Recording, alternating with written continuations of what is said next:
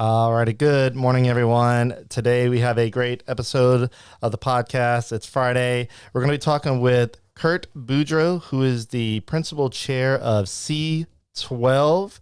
And I guess C12 is a Christian-based forum, I guess, an organization that helps CEOs, Christian CEOs and owners be equipped to further their businesses and leadership through their services. So we're going to be talking about that in just a moment, but stick around and you're going to learn a lot.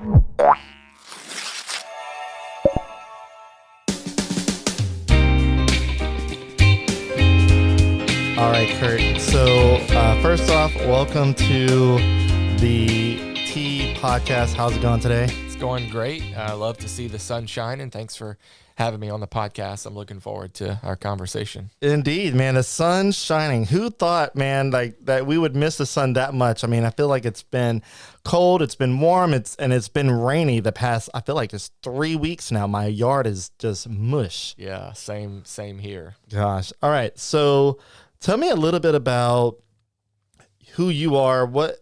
Obviously you sound like you're from South Louisiana with a name like Boudreau.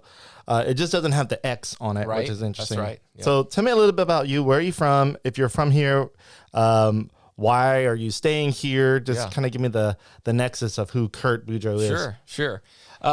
So I grew up on a piece of property that my grandparents had, and spent a lot of time at their place, and went to a Christian school in town, and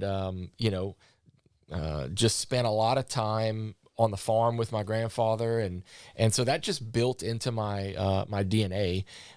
Met my wife in college, and she kind of had the same experience on a family property where she grew up, and so as we talked about, hey, how do we, what does this look like?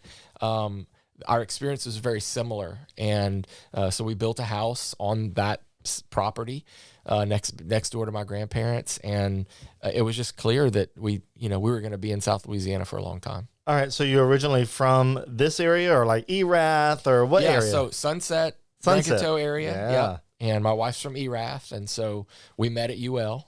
Dude, I didn't even know. I for some reason I had the Erath vibe. I was like, something about Erath is calling. I was like, because I feel like somebody knows somebody in Erath. Like everybody knows somebody from Erath. That's right.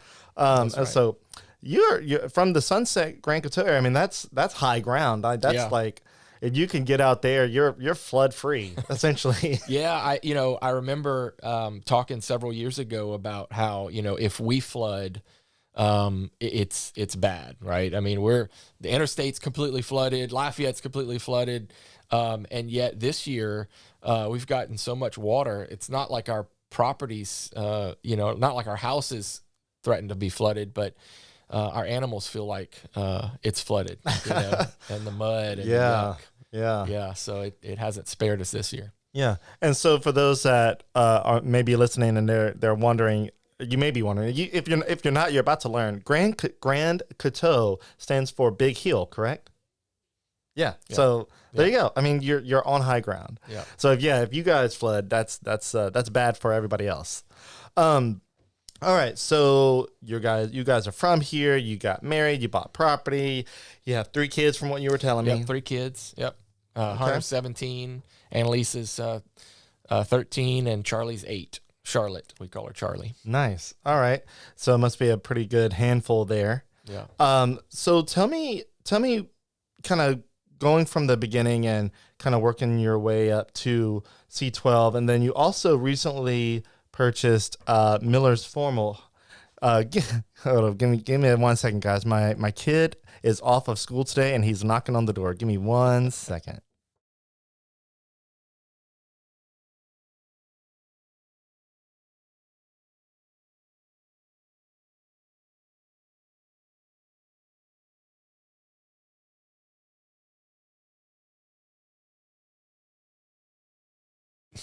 All right, so my kid is hungry, and obviously we are both hungry.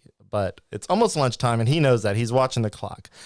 But we're going to take time to do this, and then as soon as we're done, obviously we're going to wrap up, and he's probably going to want chicken nuggets. Speaking of kids, there you go. So kind of tell me what led up to you becoming involved with C12. C12 is from what I've been reading and kind of what I've gathered, it's a national based organization. Kind of give me what is C12 and then how you became involved with it. Sure. Yeah. So C12 originally started as the Christian 12 group. And it was founded in '92 in Florida. And the idea was, how do we bring Christian business people together to help them grow their business, to help them, deal with the challenges in business. And from there, it grew over the years and eventually became a franchise model. And I don't know, 5 years ago or so, went international. And so we've got some international groups in 4 or 5 countries now. And so it's really spread since those early days in the 90s. So it started out in the 90s. Yep, 92. Okay. And how old are you?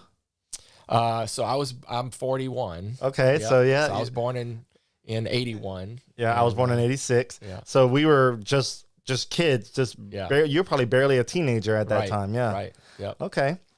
So kind of explain to me what C12 does. What does it do to help CEOs and business owners with their leadership? And Sure. obviously we mentioned that it's Christian based. Sure. What does that mean for C12 and business owners? Yeah.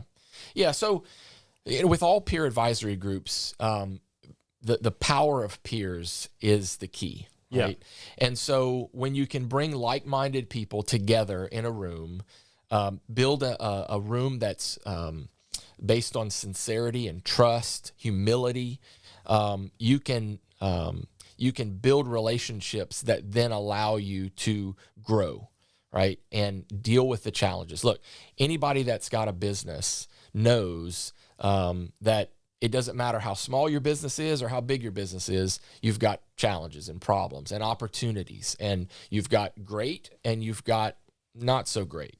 And so when you run a business, oftentimes you can feel alone. We call it feel alone at the top, right? Not everyone understands what you're going through as a business owner. Typically, business owners understand what other business owners are going through. And so when you put like-minded people in a room, it's powerful. Okay. Yeah, I agree with that. So, yeah, I mean, honestly, it's weird to call myself a business owner because I like what I do and I don't feel like it's work. But there are times where I am by myself. I mean, I have a couple of business partners, but they're busy doing what they got to do. Right. And then I'm like, a lot of times I find myself sitting in my car for a couple of hours in a parking lot. My brother actually called last week and he was like, "Hey, what you doing?" I was like, "Sitting in the parking lot." He goes, "What are you sitting in the parking lot for?" I said, "I'm working." He goes, "You're working in the parking lot?" I said, "Yeah, I just got through with lunch." Yeah. And I did have lunch with a friend, but I'm in my car now. So this is where I get most of my work done. Like my office is kind of mobile, like anywhere, as long as I have my phone or my laptop with me, I can make an office anywhere. Yeah.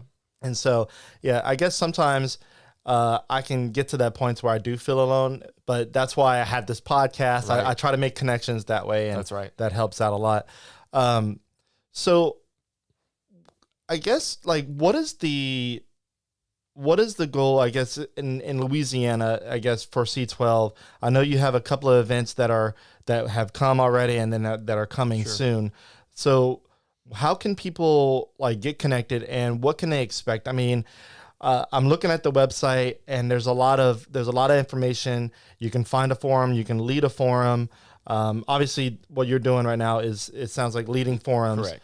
What do those forums entail? What do they look like and how can people get involved with it? Yeah, great questions. So what we say is take a day a month out of your business to work on your business with your peers. I mean, that's the whole format that we're dealing with. And so we meet once a month on the same day each month so that it can be put into calendars and you know when it is and it can be scheduled easily. and it's a 9 to 4, 8:30 to 4 type of meeting, all day business meeting, and we cover various topics throughout that day. That's structured and a little bit unstructured. We follow a cadence that each of the 400 groups around the world, around the country, follow. And so my job is really to facilitate the conversation that happens around the table. Okay.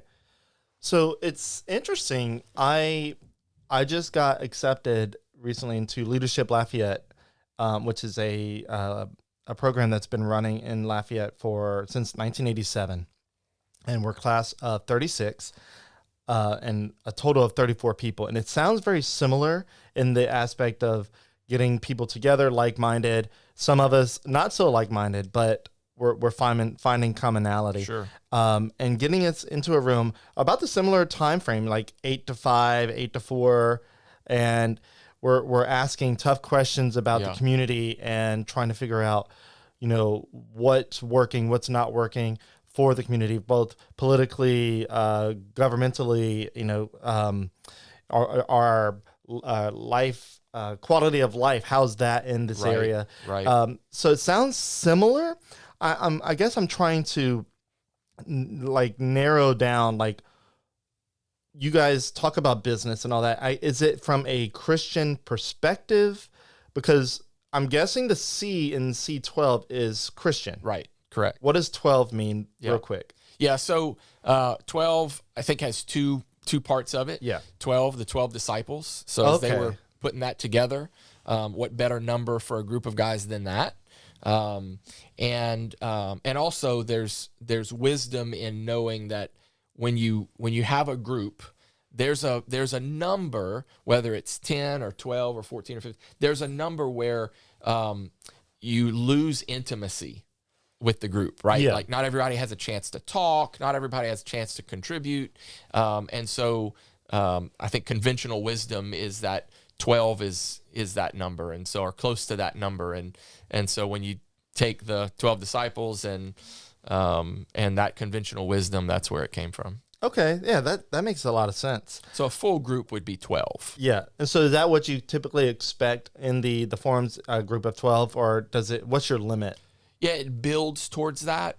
And before you launch a second forum, a lot of the groups will grow to maybe 14 or 15. It becomes a little harder to facilitate and navigate those conversations.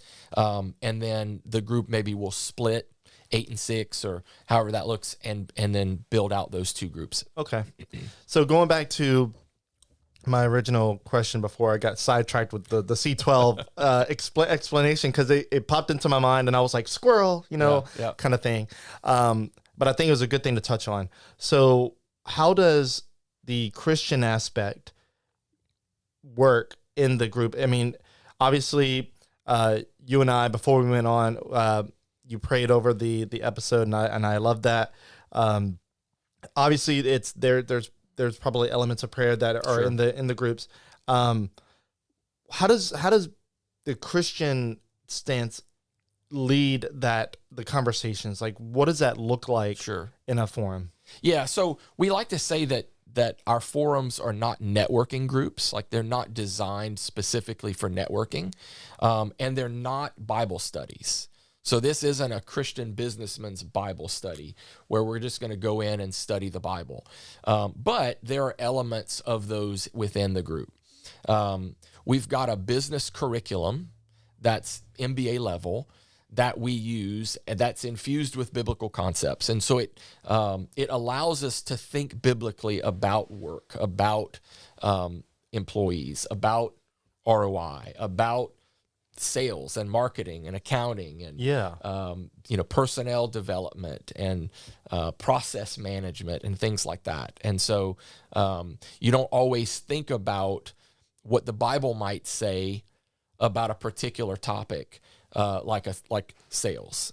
But there's tons there, and so the curriculum is really designed to help you think outside of your normal thinking. Right. Okay. And then that will allow conversations to come out of that curriculum. So if you read what we've got, it's maybe 20 minutes, but that's done over 3 or 4 hours, and it's really designed to draw out conversation and ideas and thoughts, and it does a great job of doing that. All right. Well, we're going to dive in a little bit more into that in just a second. I got my sponsors I want to mention. So if you haven't already heard, the Music Academy of Acadiana, Acadiana's top choice for music lessons. So if you want to get started, you can be young, you can be old, you can be a beginner, you can be an expert. It doesn't matter. They teach students of all ages and styles. So, and they've even appeared on major music competitions on like the American Idol and The Voice. It's founded locally by Tim Benson, who is a University of Louisiana at Lafayette music school graduate. A little mouthful there, but it is what it is. Basically, their goal is to make music lessons fun, educational, and to help foster the next generation of musicians and creative thinkers. Music fosters creativity, so what better way to get the juices flowing rather than taking a music lesson? I mean, you can learn voice, drum, violin, audio production, all that good stuff. If you want to do piano, if you want to try a stringed instrument, any kind of stringed instrument that you want to try, they will have it. They have about 500 students in and out each month, so it's a great local company. And yeah, so you can check them out. Their website, musicacademyacadiana.com. It's on your screen, or just Google it, musicacademyofacadiana.com. You'll see it. And the owner, he's also owner of NetScore, which is a internet website and marketing company. So if you can't find it on Google, it's his fault, because he's in charge of getting the SEO out in operation. But let me tell you, you'll find it. All right. And then our next sponsor is Chase Group Construction. Chase Group Construction is a general contractor and land developer that specializes in planning, the design, and construction as a design build company. They combine the knowledge of current market pricing and materials and labor as a contractor, and also the design process and of an architect, all in one company. It's founded locally as well by Chase Landry. They dream, design, and develop for local businesses. They are a great local company that are building a ton of buildings, tons of businesses in Lafayette area. A couple of them you may know, but for sure, Fat Pat's and Broussard and Bro Bridge, they've designed and built those buildings. And we love food around here, so the reason why I mentioned Fat Pat's is chances are you've been to Fat Pat's, and if not the ones in Broussard or Bro Bridge, you've been to a Fat Pat's in general. But if you want to check out Chase Landry's work, the Chase Group Construction portfolio rather, and you want to see it in a living, breathing format, go to Fat Pat's and Bro Bridge or Broussard, kind of get an idea of what they can help you with. And contact them. They have a website, chasegroupconstruction.com. Again, you can just Google them if you prefer that. Just type in Chase Group Construction, and they'll lead you right to their page. They also have great SEO, so it'll be worthwhile. And if you're looking to build, check them out. All right. So back to our conversation. I was looking on the C12 Facebook page, and I don't have it pulled up immediately, but I do remember kind of what it was talking about. And it was an interesting, for me, I thought it was an interesting, thought-provoking post. And it was talking about pay and companies not paying enough or paying too much. Yeah. And I want to get your thoughts on that, because that's a topic of conversation through a lot of different communities and varying different types of people, that companies, especially for-profit companies, are underpaying their workers. And we've seen over the past 3 to 4 years a push for like companies like McDonald's to pay $10+ and even up to $15 or more dollars an hour. And there are, obviously, I think everybody should be paid well. If you understand your job, if you're good at it, you should be compensated to the utmost of that job, up to whatever the limit is. And whatever that limit is, I don't know, because I'm not in that position. But I used to work, I had an entry-level job. I used to work at Wendy's. I used to work at Sonic. I was the the burger flipper, rather, if you want to call it. Back in the day, it's like, are you going to flip burgers the rest of your life, kind of thing. I was a burger flipper for a few years, and I gained a little bit of weight, because you're around fryers and grills all day. And back then, I think the starting pay, the minimum wage was $5.25 an hour.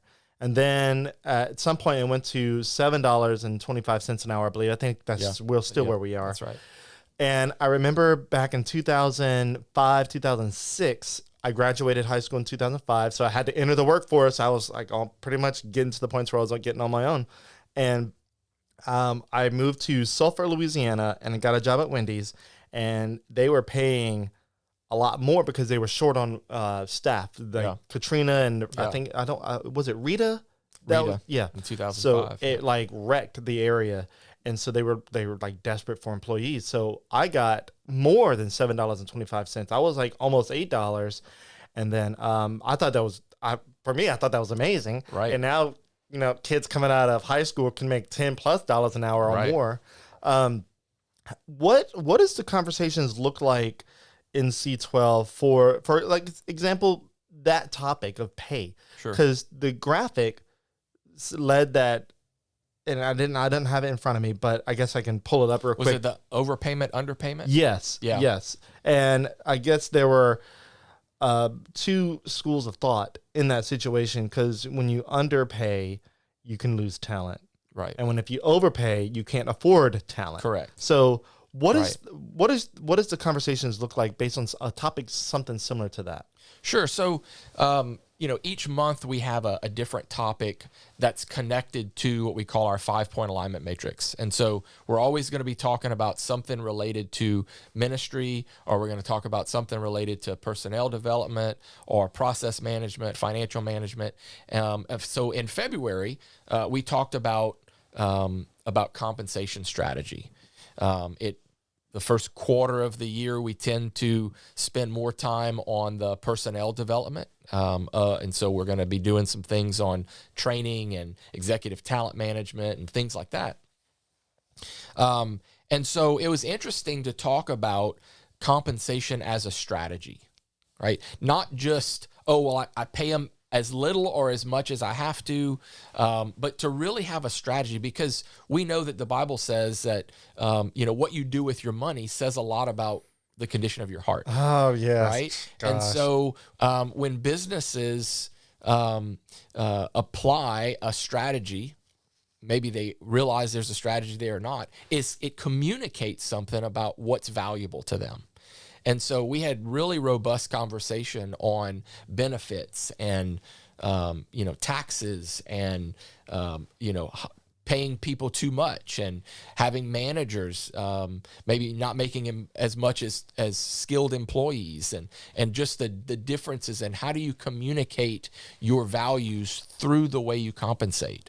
It was a lively and valuable conversation for sure. I'm totally interested in that topic for sure, because it's one that we all are kind of involved in, because we are compensated to some degree in anything that we do. Right. I personally, as a business owner, I don't feel like I'm compensated enough for what I do now. Now, back in 2018, whenever I first became full-time doing this, because I'm self-employed technically, right. I thought that pay was great. Now I'm like, I haven't gotten a raise. Technically, I haven't gotten a raise since 2016, whenever I first legitimized this business. And there's the life of a business owner. Correct, right. And people are like, I haven't gotten a raise, this year. I'm like, or my raise was only 2% when it should be, I think the average is like 5%. I'm like, wow, I need to figure out how to get myself a raise. The most that I can do as a business owner and as an entrepreneur, if you want to go that route, is instead of trying to figure out how to take more money out of my business's bank account to pay myself, which I want to do, but it's not the most effective thing. How do I make more money, or how do I create value to be able to make more money? Right. Maybe not in developing Lafayette, but because I'm good at other things outside of this, right. Let me try to do that. Like I created an Etsy store because I'm good at graphic design. I'm like, maybe I can sell some stuff. And I've I've started to make sales, and I'm like, okay, I feel like I'm giving myself a raise here and there. Yeah. But I still feel like, man, I should be making more. And, as a business owner, you're always trying to figure out how to do that. But for people that are employees, they're not business owners. They don't have a business owner mindset. And so whenever it comes to their pay, I mean, it's a thing to where they look to their company, and if their company's values are not where they should be, then that employee may not feel valued. Right. I think that's an interesting just whole discussion. I mean, you could probably talk about that on a full 7-8 hour day. Yeah, well, for sure. I mean, one of the things we looked at in that session on compensation strategy was some work that Best Christian Workplaces has done to survey employees. Over thousands of companies that they've surveyed, and they've collected the data.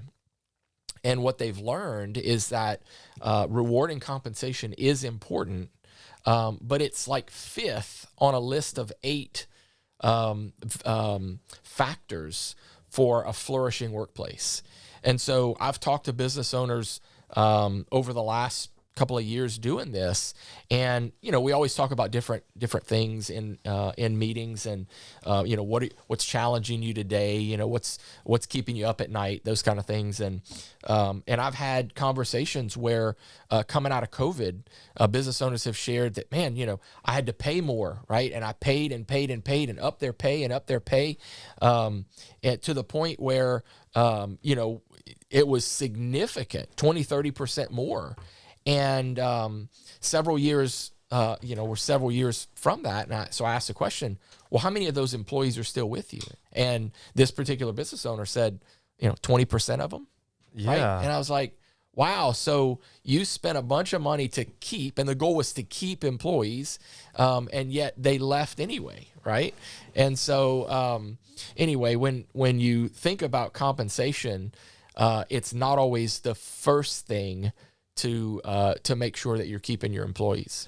Yeah. So, and I think that's interesting. Yeah, you said compensation is not the only thing that keeps and makes a great employee, but the company's values and kind of other senses. So you said it was 5th on the list. Yeah. What is number 1? Yeah. Number 1 is life-giving work.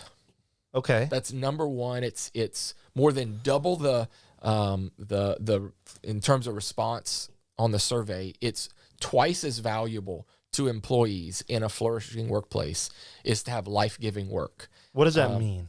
Yeah, so when you think about work as being part of a bigger process, part of a bigger purpose, in C12 we talk about great businesses for a greater purpose, and so you can do a fundamental job and have it be part of a bigger purpose. You're playing a role in a bigger purpose. But if you don't understand as an employee what that is, and if you don't have opportunities to bring your whole self to work and to interact with others in ways different than just that job, then you're not going to be whole. You're not going to feel like you're flourishing. And so that's really the key, is developing a culture that's flourishing. And then second on the list, kind of really right behind it in terms of value, is inspiring leadership. And so when you combine those two, about a little over a third of the value of a flourishing workplace comes from those two. Wow. So while you were talking about that and describing it, I immediately went to kind of, because I go to a church and I'm a part of the media team, essentially. Yeah. And our pastor a lot of times will talk about how it's all volunteer work. In that volunteer position, you are a part of a bigger picture. Just because you think that your job, your position, or your volunteer work in the church seems minuscule or tiny compared to, let's say, if you're aspiring to be a pastor, chances are you're not going to be a pastor right away. Yeah. You got to work up to it. A lot of them require licensing and all Sure. that stuff, within an organization.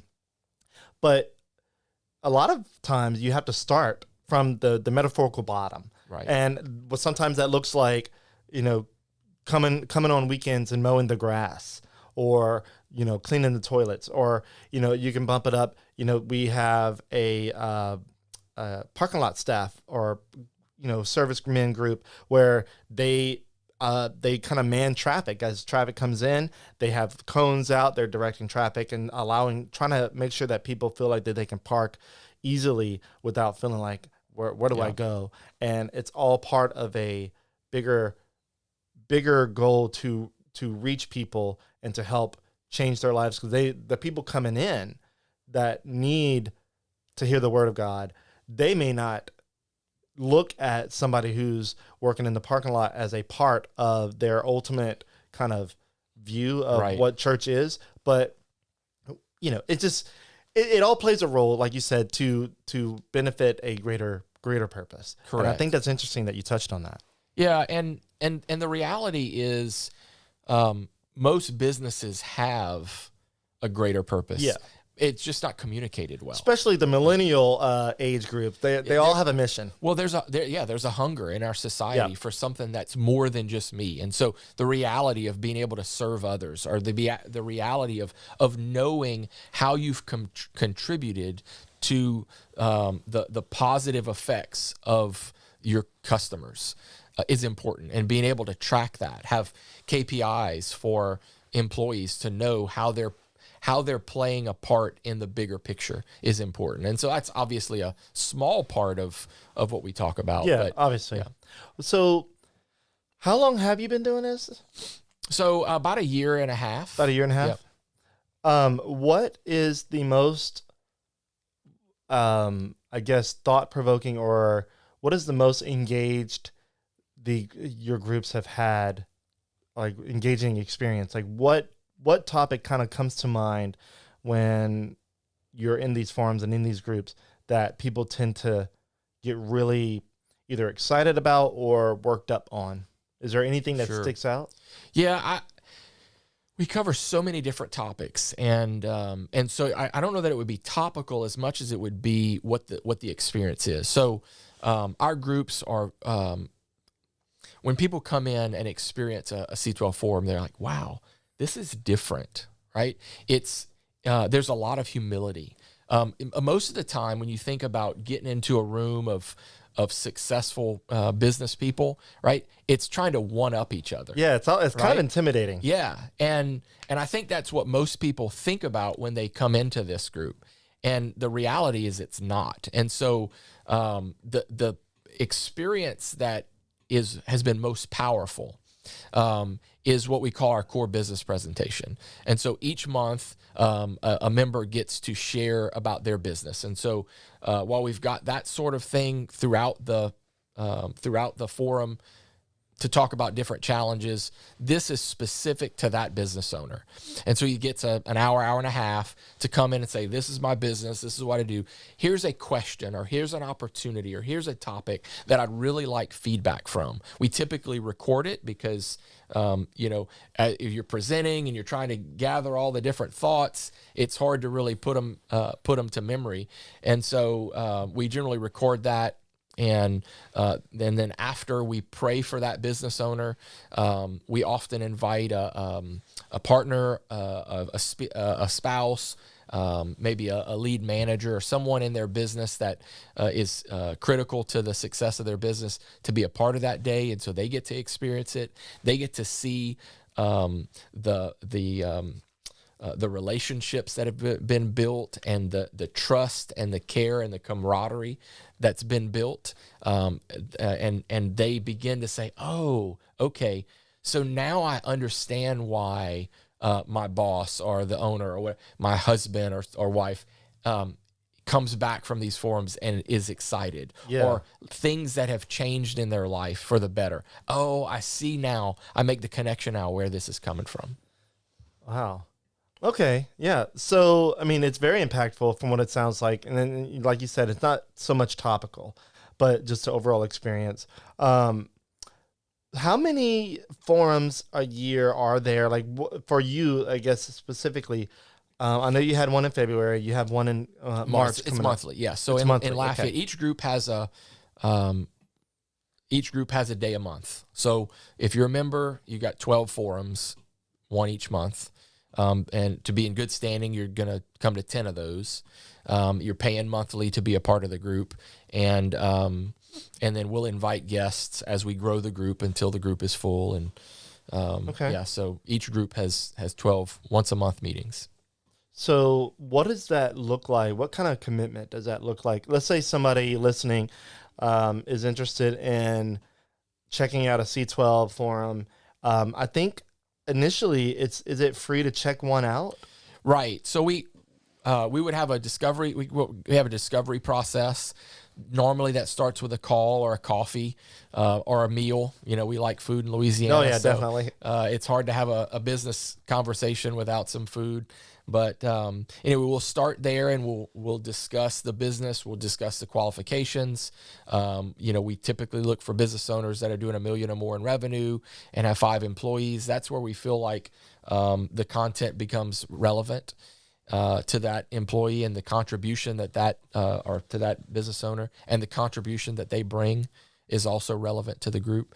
And so from there, if there's a mutual agreement that this is something that they feel like they'd want to be a part of, then we invite them as a guest. And they will come and experience a forum as a member. There's no, I've been in other peer groups where, you get to go for half the day and then, the guests leave and the real work happens. And so it's not like that. We have the guests experience the whole forum. And so they hear about the cost up front, and then now they have a value and they can compare those and determine if it's something they want to be a part of. Okay. So, and the cost, are you able to discuss the cost now, or is that something is it a one-on-one thing? You said $1 million in revenue or more. Correct. Is there a lot of, I don't want to get ahead of myself. I asked one question about cost first. So let's go there. Okay. Are you able to discuss that, or is that something that has to be on one-on-one thing? No. So there's a membership fee. Yep. And that membership fee is monthly. It can be paid yearly. And for the Lafayette group right now, it's $1,100 a month. Okay. Yep. Okay. So now the part where I was getting ahead of myself is you said you guys are specifically looking at the $1 million revenue business owners.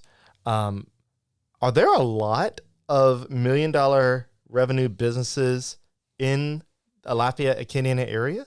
I mean, I'm guessing there is. Yeah. Obviously, we have an oil field based business. There's medical, and another question on top of that is, how are you connecting with those business owners? Yeah. So the answer is there's a couple of thousand business owners within 45 minutes to an hour of Lafayette that qualify from a demographic standpoint. Wow. And so we often think about growing a business from a scarcity mindset. Like, I've got competition and, there's no way for me to find, but the reality is there's an abundance. There's an abundance that we have to think about. There is an abundance. And I mean, what's crazy is, I don't think I'm going off topic with it, is I mentioned that I started an Etsy store. I started it in 2021, but I didn't really go deep diving into it until the summer of last year, 2022. And I did a lot of research. I'm like, how many Etsy stores are there? There are millions. There are a lot of them. And there are even more created after 2020 because everybody was home alone trying to figure out what to do. Yeah. And they're bored. And low barrier to entry. Right. It's very low barrier to entry, especially with today's kind of like manufacturing processes. You have companies that are print on demand. So you can start a t-shirt company, never owning equipment. Right.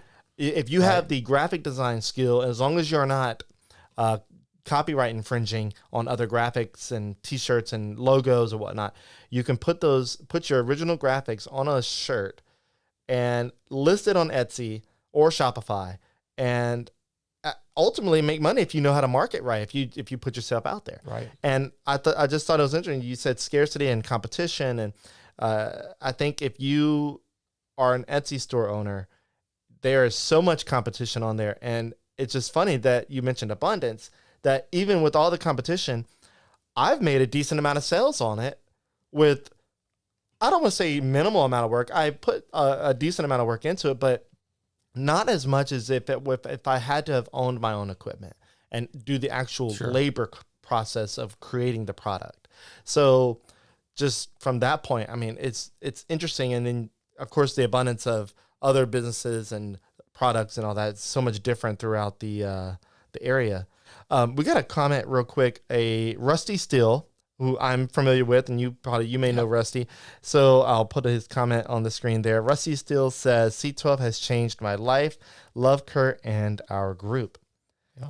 And then a little while ago, we had another comment from Diamond Williams. Thank you for this, with prayer hands. And so this is really cool. Yeah, Rusty was our first member.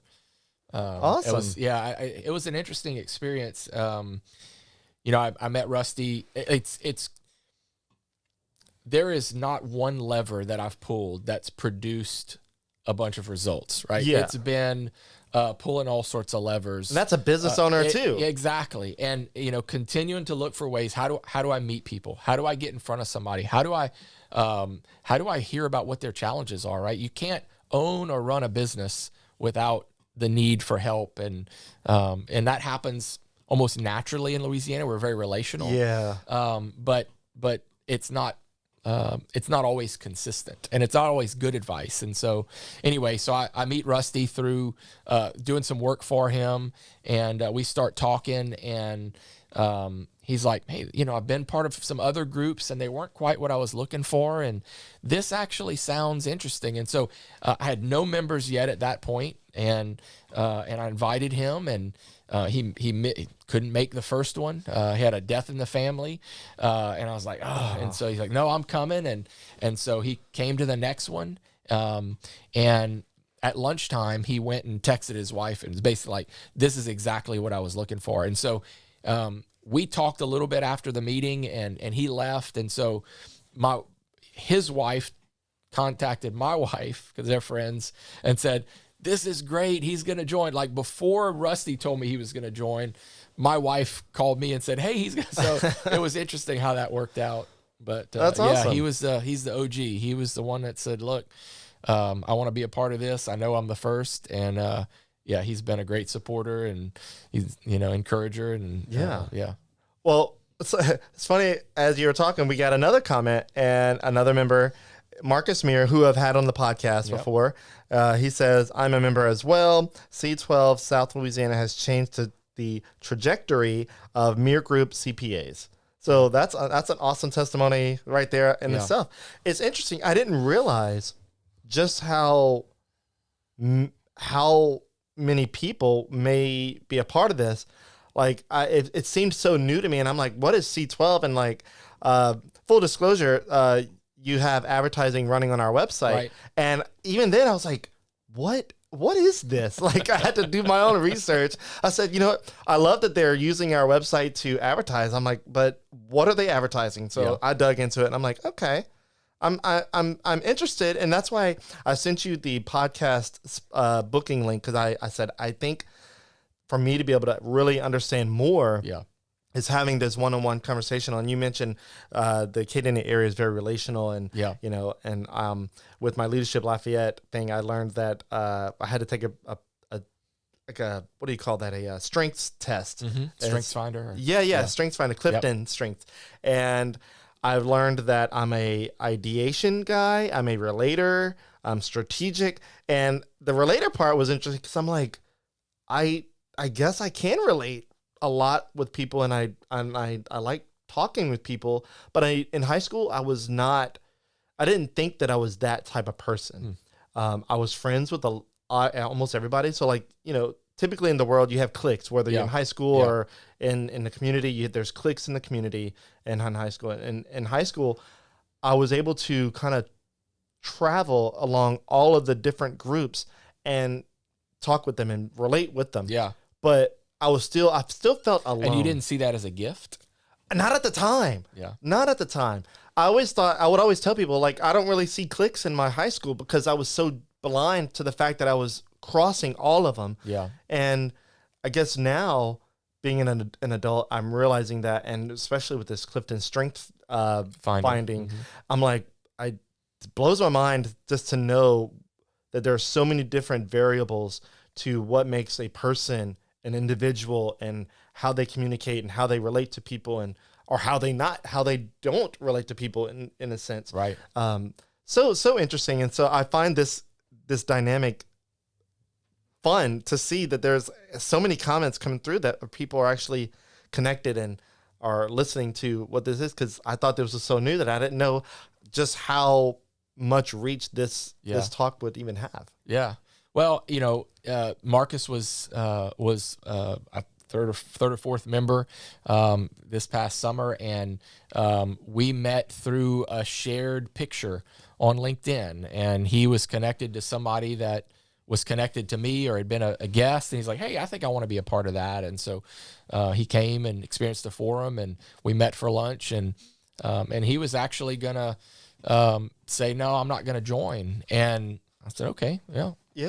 And why not? And we went through the steps, and at the end of the conversation, he's like, all right, I'm in. I'm like, what? And he's like, yeah. He said, I need this, and I thought I maybe would wait until I got a little bit bigger, or whatever. And it's interesting. We procrastinate on things that we need now, because it's like, well, we talk ourselves out of it. And so Marcus has been one who knows that, I'm going to take that step, and he has, and it's been really life-giving for me to work with Marcus and to talk with Marcus, and to share ideas, and for him to take ideas that he's gotten from the forum or from the content, and then implement those in his business, and then have his employees say, Marcus is a different leader because of what he's done. Rusty was the same way. He's got employees that are recognizing the difference that this organization, this camaraderie is having on his leadership. That's amazing. Well, I know we could probably keep going, and I told you that this would be about 45 minutes. We're at 47 minutes, okay. And it moved fast. I looked at the clock. I was like, wow, we're reaching the end, and I'm still got a lot. So this is probably something that we can have another episode on and kind of dive deeper into some of the other nuances. Before we go, you recently purchased Miller's Formal Wear. Correct. So tell me, kind of before Miller's, what businesses have you owned, and how did you get into a position to buy Miller's Formal Wear, and why formal wear? Sure. That's a story that's probably longer than we have time for. Probably so. But what I'll tell you is I had a business when I was in high school. So as soon as I started to drive, actually before I started to drive, I started cutting grass. Okay. And then that turned into a landscape company. I ended up selling that. And so entrepreneurship was just kind of in my blood. And just that idea to create and invent. And so fast forward 15 years or so working for others, and I didn't launch C12 so that I could start a business. I launched C12 because I felt like that was God calling me back into the business world that way, and so we were moving along, and I had a conversation set up with Pete Prados of Sunbelt Business Brokers, and I didn't actually know he was with them at the time, and so he says, hey, would you consider buying a business? And, as you grow this one. And I said, well, I only want what God wants. And so I said, I don't need a distraction. And so anyway, in a matter of 3 days, I had conversations with a couple of my friends who worked with me in the lawn care business years before. And our wives all agreed that it was the right move for us at that time. And so the three of us partnered. Luke Benton is the operating partner, and he's the one that's really, making this thing go. And I'm supporting him. He joined C12. And then we've got another partner in Colorado who's been a friend of ours, and he was looking for an investment as well. And so it met three different needs in three different ways, and it was really a God thing. That's awesome. So, I mean, I'm glad to see that Miller's Formalware is still a business that's going to be in Lafayette for the, I guess, impending future. Yeah. Because I'll be honest, I thought it was closed several months ago. I passed by. I'm like, I don't feel like. It might have been more than several months. Might have been last year or two, but it didn't, because I know they were originally on Ambassador further down, Right, by Dulles, and then we moved. So now we're on the corner of Ridge and Ambassador. Right, and in that move, I thought that the business had been dissolved. Like it didn't feel, and I'm like, well, I hope they don't go out of business. And then to find out you initially have it, and so that's awesome. Yeah, and there's a lot of backstory to that, but when we bought it, we wanted to carry on the legacy. I've known the Millers family for probably 20 years or more, and Luke has as well. Luke had worked at the you talked about high school jobs, and Luke had worked there, after high school. And so he knew that business, and, knew some of the employees that are still there he had worked with at the time. And so it was just a really neat way that God kind of brought all of this together, kind of for such a time as this. That is amazing. Well, I know we're running out of time here. I want to go ahead and let people see the website for C12. So I'm going to pull that up so that we can take a look at it. So if you're wondering if you want to look at the website, that's the link there. It's joinc12.com, JOIN, the letter C, 12 for 12, and .com. So joinc12.com. Again, you just Google it. You can probably find it that way. That's how I did it. Yeah. All right. So this is the webpage here. The first thing you see is celebrating 30 years. That's crazy. It's been 30 years already. Yeah. And then you got big text, don't lead alone. Your peers can help you build a great business for a greater purpose. And that was a lot of what we were talking about. And then you can just read a little bit more. You can learn about it there. And then you got the ethos of transformation. And then you have just different resources. So it's a really great source there. And you got a bunch of different logos where you see that businesses that were impacted by it, that are a part of it. And then you have just tons of information. So if you could have one more thing to say about C12 or your business or the community, what would it be before we head out to go eat lunch? Yeah, I'm hungry too. So I would just say that that God is moving in the marketplace. Years ago, Billy Graham said that the next great move of God would happen through the marketplace.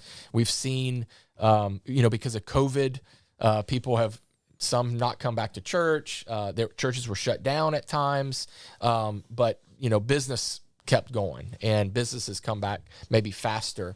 And so I would just say that if you're a Christian business owner and you're looking for unique ways, ideas, peers who can help you grow, who can help you think biblically about the work, and help you get your employees thriving in your workplace, then give me a call. Let's meet up. And then I've got a workshop coming up in 2 weeks on March 3rd at the Bayou called a Greater Purpose Workshop. And we're going to help business leaders develop a strategic plan for ministry. And so that's a great way to connect and get involved. Awesome. Well, Kirt, I really appreciate this conversation. It was enlightening to learn about the organization and what it does and what it's for. And I loved that there were several people chiming in that they were a part of it and how it's changed their lives for the better. So that's amazing there. And I look forward to seeing where it goes from there. Maybe in the future, I'd like to join. I'm not there yet, but because I'd love to be at that $1 million revenue. So I guess that's a goal for me. Yeah. So yeah, again, thank you for coming on, and also thank you for supporting my little company by advertising on the site. I really appreciate that, and I look forward to continuing that relationship. Yeah. Well, and I'll just say your reach is great, because I didn't tell Rusty or Marcus that I was doing this podcast. I don't think. I certainly didn't remind them if I actually told them. And so it's neat that they were listening, probably more because of you than me. But No. I prioritize my guest. I don't self-serve this. I do not want this to be about me. I try to make sure it's anything that I write about, it's about the business, it's about the owners, and that is you do a great job at that. I appreciate that. All right, well, guys, I hope you enjoyed the conversation. I will try my best to have the audio version out this week. I told Kirt I am behind about 4 to 5 episodes, so I'm gonna have the audio version out, but obviously we have the video. It'll be available on Facebook and YouTube. As soon as this video is done, you'll be able to rewatch it if you need, or you can share it, and it'll also be on my website. And so if you're on our newsletter, you'll see it there. So again, thank you for listening, and Kirt, thank you again for coming on, and I look forward to seeing where C12 and Miller Formal Wear goes from here. Thank you. All right, yeah, guys, you have a great Friday, and try not to get in trouble during Mardi Gras because, it gets crazy out there, and watch where you park. Don't get your car towed because that's another big issue. But anyway, stay safe, and we'll see you on the next Friday.